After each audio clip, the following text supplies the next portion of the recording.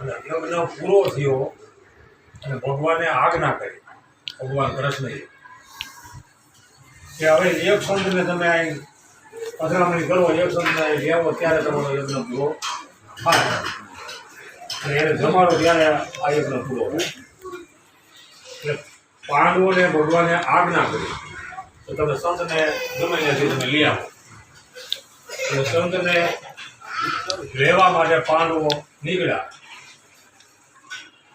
ગામને બહાર નીકળ્યા અને ધોમ તડકો, એક ઝાડ બેસે એક રૂખડ સંત બેઠેલા, ત્યાં પધાર્યા આપણા પાંડવો અને એને કીધું પ્રભુ અમે રાજસુ યજ્ઞ કર્યો છે અને અમારે બીડું હોમવાની તૈયારી છે, તમે અમારા યજ્ઞની અંદર પધારો તો અમારો યજ્ઞ પૂર્ણ થાય.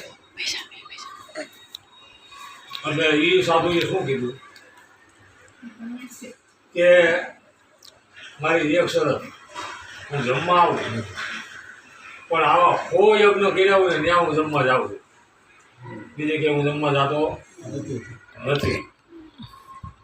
એટલે પાંડવો કે આપણે યજ્ઞ તો એક કરીએ કે આવા 100 યજ્ઞ કર્યા હોય તો જમવા જાય, તો સાધુ કે હું કઈ જમવા જતો નથી. બે ગયા પાછા, પાંડવો આવ્યા પાછા.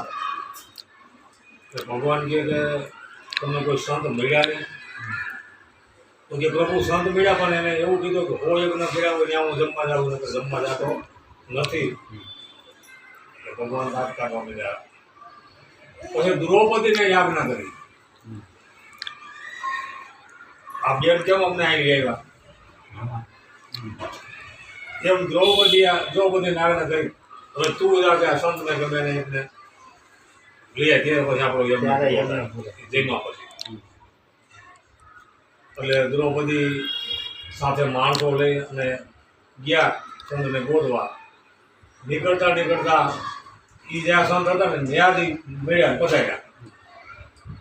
એટલે એને કે પ્રભુ અમે યજ્ઞ કર્યો છે ને તમે અમારી ત્યાં જમવા પધારો. દ્રૌપદી એવું સંતને કહે.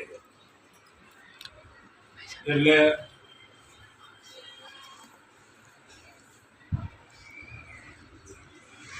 એ શું કહે છે સંત કે ભાઈ હું કોઈ યજ્ઞ કર્યા હોય ત્યાં જમવા જાઉં છું, બાકી જમવા જતો નથી. એટલે દ્રૌપદી પછી એવું કહે છે કે પ્રભુ સાંભળો, સંતને એવું કહે. અને એક સાથી બોલ્યા દ્રૌપદી તો સંત મિલન કો જાય ત્રજી માન મોહ અભિમાન, જીવ જીવ ડગો આગે ભરે ખોટી હતી.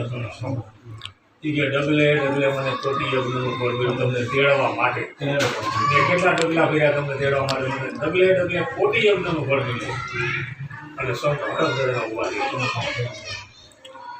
કે મેં કરોડો યજ્ઞ કર્યા એવું માનું તમે, તમને તેડવા માટે મેં ડગલે ડગલે મને ખોટી યજ્ઞનું ફળ મળ્યું.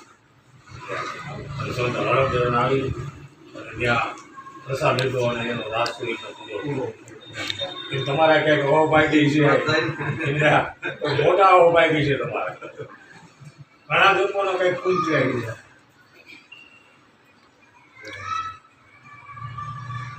બે કાર્ય અમારા પૂરા થયા. સંતો મહાપુરુષોનું આપણે શાસ્ત્રોનું એવું કેવું છે કે સંતને બોલાવવાને ઉભી હાથી ભાગ્યા જેવું.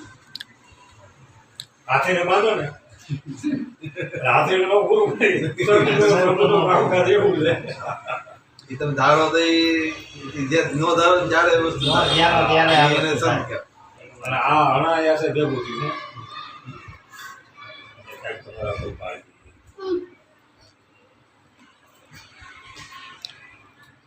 ઘણો ભાગ્ય કહેવાય.